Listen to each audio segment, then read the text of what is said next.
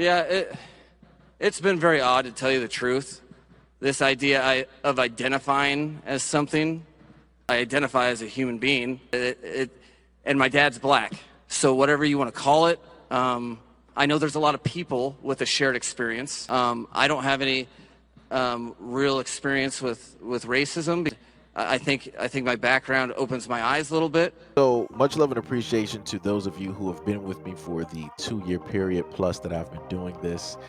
Thank you for showing your love and support to the channel. And to anybody else who is brand new to the platform and you would like to support the channel, also you can do it by way of Patreon, Anchor, the clothing store, and also the shoe shop that is listed in the comment description below. And again, thank you to any and all of you guys who have been here to support this channel during the 2+ year period. I wouldn't be able to do what I do every single day without you.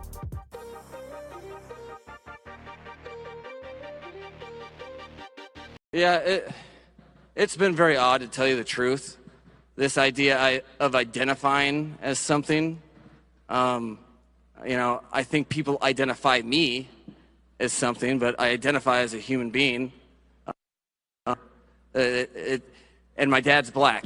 So whatever you want to call it, I know there's a lot of people with a shared experience, but it doesn't make, it's weird that it comes up because I've just tried to be a good person, and I think my background opens my eyes a little bit. I don't have any real experience with racism because, I think you identify me as something close to, I don't know. But I know my mom experienced it when she married my dad. I know my dad experienced it, and that's in my family. But I guess that makes me a human being that can identify with other people's problems.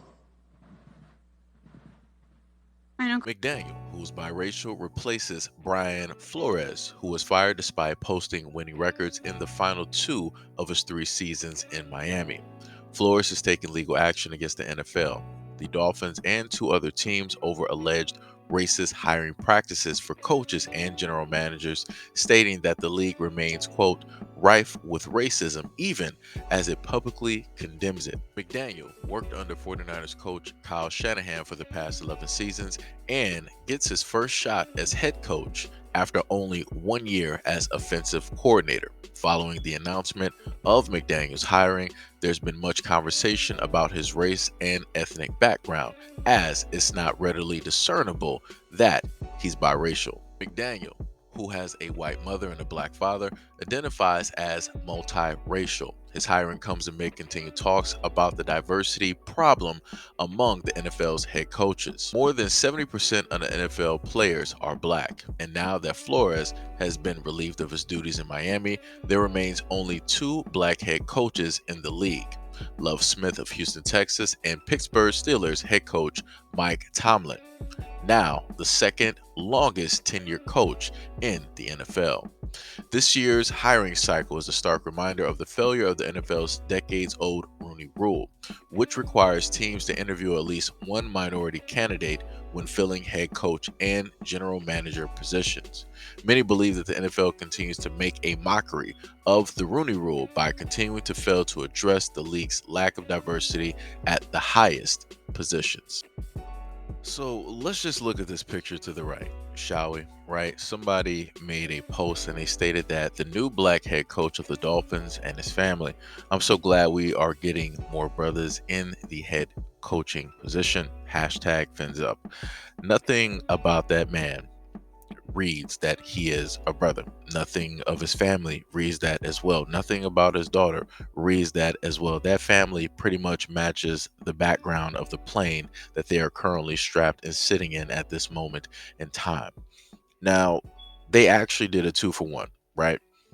So you had a darker complected black man who was there, who ended up being replaced by a biracial man. And I'm going to state that he is a biracial man due to the fact that the head coach himself told you what in the interview.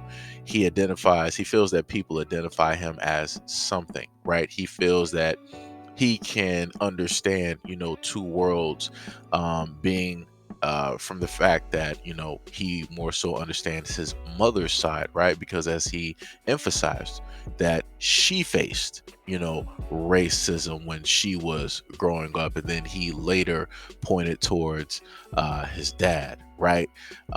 And from that, I take that he spent more time and he was around his mother more, right?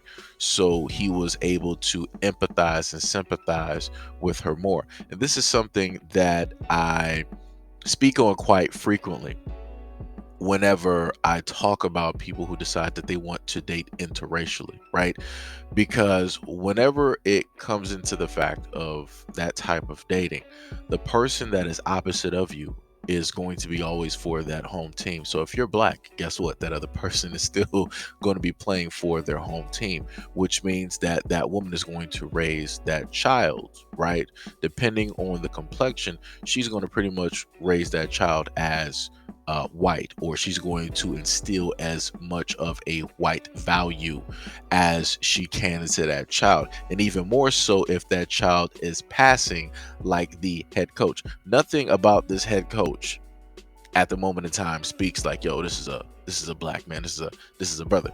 Even when you hear him speak, you hear like it's almost like something is missing. Right, something's there, but it's at the same time something is missing. And he cleared that up. He stated that he identifies as a human being. So, like I said before, I'm not going to identify him as black because he clearly told me exactly what it is. He's a human being. He doesn't see color at all. He even stated to you before that he has never had any type of interactions or dealings with racism. So for him, he doesn't understand it because he doesn't see it. Why? Because that's not the life that he lives. Right? He is privileged to the point where he doesn't understand or know what racism is because it does not affect him at all, right? His whole family is a reflection of that. The job that he has at this moment in time is a reflection of that. Now, back to what I was saying about the 2-for-1, right? So they have that, the whole thing, the Rooney Rule, where they gotta at least have one, the token guy, right? So they did a 2-for-1. They made sure it was somebody biracial, so technically they can kind of say he is black, which meets that minority quota. And then number two, of course, the head coaching position. And then number three, he fits in with everybody else because he doesn't have the skin complexion where it makes other people look a certain type of way or feel that they have to talk or act a certain type of way, right? He's a friendly type of guy. He's one of the guys that's going to match in and more than likely agree with everybody else. He's not going to get automatically offended when certain conversations are being had or are afoot, right? He's not offensive, right? He's not abrasive, right? When he comes into a room, nobody's gonna be like, oh my God, look, it's a black man. No, they're gonna be like, oh, that's, such and such the head coach. That's all they're gonna do. And then they're going to continue on like normal. They're going to greet him. They're going to shake his hand. They're going to hug him. Hey, how you doing? Let's, shoot the breeze. You want some whiskey? It's going to be that. Versus if it was a melanated black head coach, you would clearly know the tone of the room. You would clearly see how this man would get treated and how you would see the side eyes and the whispers and the looks across the room and different things like that. Like I said before, they're smart. This is when I continuously tell black people, like, yo, Caucasian individuals out here, they're real smart. They know how to play the game. Like I said, while we out here playing checkers, they're continuously playing chess. And they clearly just sat up there and put a move out real quick. And I'm not sure if that previous head coach is even going to win that lawsuit, because if the lawyers, in a sense, really look at this, it would be a very, very tough one. He would have to use everything in order to, try to, put this at least to the forefront, of that lawsuit, which realistically, I technically feel as though it's a possibility by using the new head coach's own words against him, right? But anyways, that's all I got to say. And yet again, black people, When you see people out here and they claim that they are just biracial, let them be biracial. They're telling you exactly who they are. They're telling you who they identify as. They're telling you where their side is.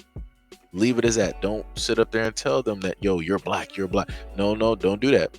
Don't do that. Like I said before, because at the moment in time, that black people are starting to get money, all of those people who claim multiracial or biracial, watch, they're going to sit up there and start claiming black real quick when that money show up.